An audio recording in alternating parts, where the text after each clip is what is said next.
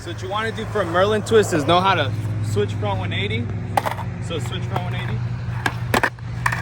And you want to know how to impossible, or at least somewhat an idea of an impossible, which like impossible is good attempt, right? Yeah. All right. So when you go for the Merlin twist, because there's only one other person that has a trick tip out there, and I kind of want to have my 2 cents on it now that I've been doing Merlin twist for like a good 3 months or whatever. So one, this is true. You put your back foot, I'm goofy, so this is switch. And I do mine switch. Merlin twist is switch. Anyways, the Merlin twist, you can do it however you want. Rad's video will be linked in the description. He explains Merlin twist and all about that, like the origins of it. I'm telling you how to do it. So, switch front 180, right here. Because you kind of want to have it go like that. You don't want to pop, because then it's harder. When you do this, when you give it like that scoop motion, it allows it to kind of go into it kind of diagonal or whatnot, which leaves room for the foot to do the front foot impossible. Whoa. So what you do is you do that scoop motion, and then this foot just go wrap it.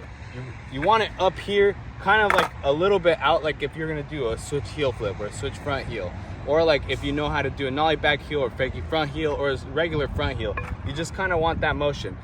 I'm explaining it to you the best way possible in my experience. So like this, like that. And the hardest part, I won't lie, is actually getting it to spin. It's hard because if you do it long enough, your hip reflexor or whatever, that part in your body right there, that like piece, like, you know, when it's like an action figure, you take off their leg, that part right there, it actually becomes crazy sore after a few days. It took me 7 days to learn this trick, and it was so crazy hard because after the third day, I couldn't really move my leg. I had to like limp. I was like, and I was still trying to do it. So what I'm basically saying is you want to do this, and then you just want to go, yeah. And with all the force, you want to go. So let me do one on flat. Adductor. Adductor. Abductor. Adductor. There you go. Yeah. That's the proper name. I was tripping. Like, literally, I was tripping. I wasn't tripping mentally. Hey. Fuck yeah. You see, I would have took that within the first days. That's good. That's like learning. So, to emphasize what I'm experiencing right now, when I do the pop, and like I'm not even fully rotated as the 180, and I'm just going, whoa! Like I'm using my leg muscle to really give it. Because think about it, you're switch 180, and then you're doing a late impossible in a way. So it's like your board's doing a 540, but the board is kind of still doing it, like the motion is doing a 360, but you really have to emphasize all that strength. Here's a really slow-mo of the Merlin twist. Here we have this is where my back foot leaves, allowing the late impossible to happen. The late impossible basically is all this force of a regular impossible. It would be really useful if you know how to do a regular impossible, because that motion is what really does the rest of the Merlin after the switch front 180, and it sets it up perfectly for that part. If you pay attention to when I switch 180, my front foot slides to the nose, and that's so perfect for the late impossible. So if you know how to switch front 180 and you know how to impossible, this trick is definitely possible. All I would say is go put in that work. Go to a hip, go flat ground, whichever one seems easier to you. Even on a bank, it's gonna work out. And once you feel that spin, it's over, because that's all it really is, and then the rest is just you landing it. Ellis is the only one that has a trick tip on this also. Ellis Frost, way to go. One more. You see how like this leg is out of the way after the switch 180?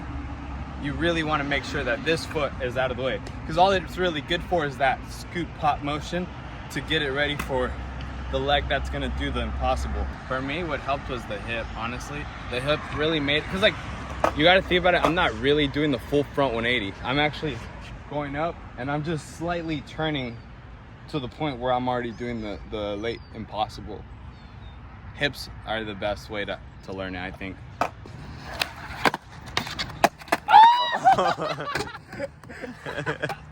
Yeah, let's at least get a clean one. That was sick. Woo! That's how I personally Merlin.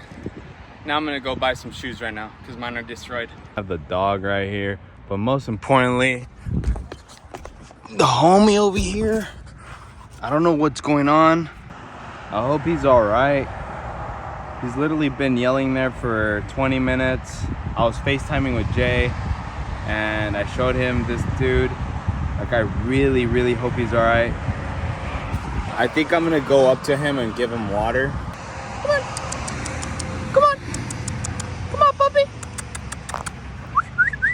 Why'd he run off? I'm kind of nervous. I ain't gonna lie.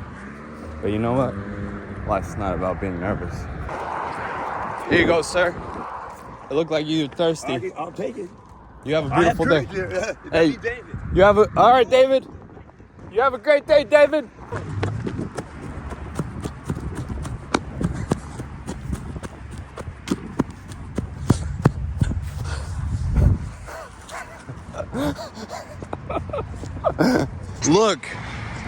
Look at what I did. David moved on. You know, like in a video game where the guy, they don't move, like Snorlax, he's like asleep, but when you play the poke flute, it's like, da-da-da-da-da. Then he wakes up, you battle him, and then it's gone. The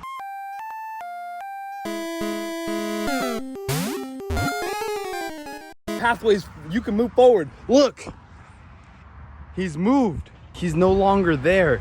He's over there. Everyone remember David.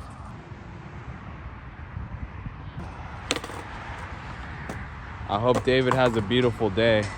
He started drinking the water I gave him. I'm about to go buy shoes because my shoes, I've been skating them for so long that when I ripped them a few weeks ago, I just swapped each shoe for a different side and now I could feel them. So we're going to the mall.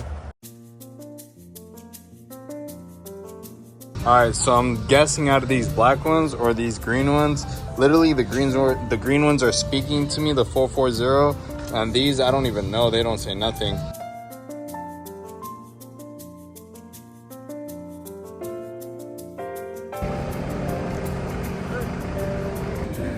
Alright, there we go. My shoe looking better.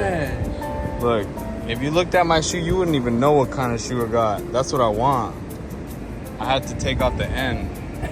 We're gonna start a new company called, you don't need to know yet, but it's coming.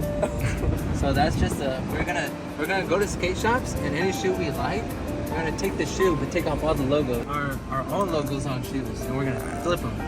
People aren't gonna know. We gotta get rid of this too. Anyways, I took off the end because